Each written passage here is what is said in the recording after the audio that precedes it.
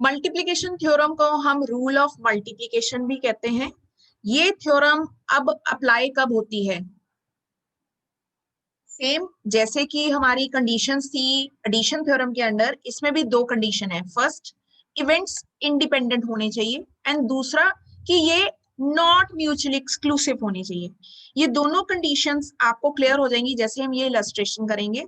To precisely explain, यानी जब आपके इवेंट ऐसे हैं, दो इवेंट हो रहे हैं लेकिन दोनों ही इंडिपेंडेंट है, एक का होना दूसरे पे डिपेंडेंट नहीं है, यानी दोनों इंडिपेंडेंट है और दोनों साइमल्टेनियसली हो सकते हैं। नॉट म्यूचुअली एक्सक्लूसिव का मतलब दोनों हो सकते हैं ऑल टुगेदर।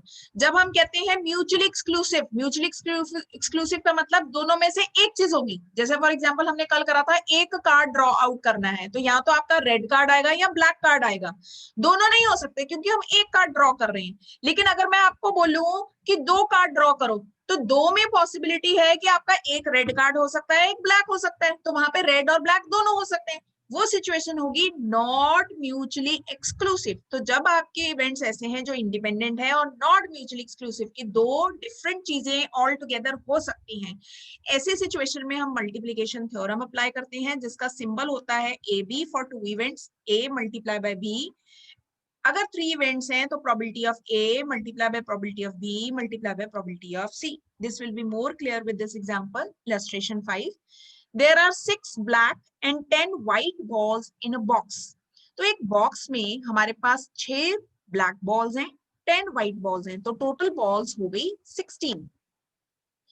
हमने 3 बॉल्स ड्रॉ करनी है one after another at random. Random का मतलब कोई बायसनेस नहीं, आपने सिर्फ 3 बॉल्स निकाल लेनी है, कोई बायसनेस यूज नहीं करनी। विदाउट रिप्लेसमेंट, विदाउट रिप्लेसमेंट का मतलब होता है कि आपने वापस नहीं डालनी। एक बॉल निकाली तो 16 में से एक निकल गई, 15 रह गई। दूसरी बॉल निकाली तो 14 रह गई, तीसरी बॉल निकाली तो 13 रह गई। विदाउट रिप्लेसमेंट यानी रिप्लेस बैक नहीं करना, वापस नहीं डालना, विदाउट। अगर वापस डालनी है तो यहाँ पे वर्ड होता विद रिप्लेसमेंट, इस तरह से वर्ड दिया होता। Find the probability that all the 3 balls are white. 3 balls निकाली, क्या चांसेस हैं तीनों की तीनों व्हाइट आएंगी।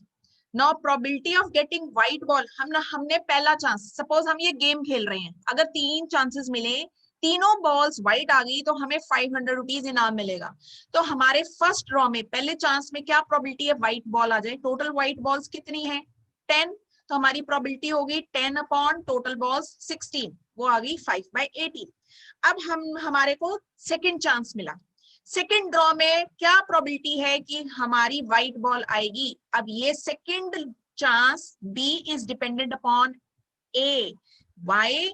क्योंकि अब टोटल व्हाइट बॉल्स रह गई 9 और व्हाइट बॉल्स रह गई 9 और टोटल बॉल्स रह गई 15, क्योंकि ये विदाउट रिप्लेसमेंट है, वापस नहीं डालना हमने। क्वेश्चन में क्या लिखा है? Without replacement.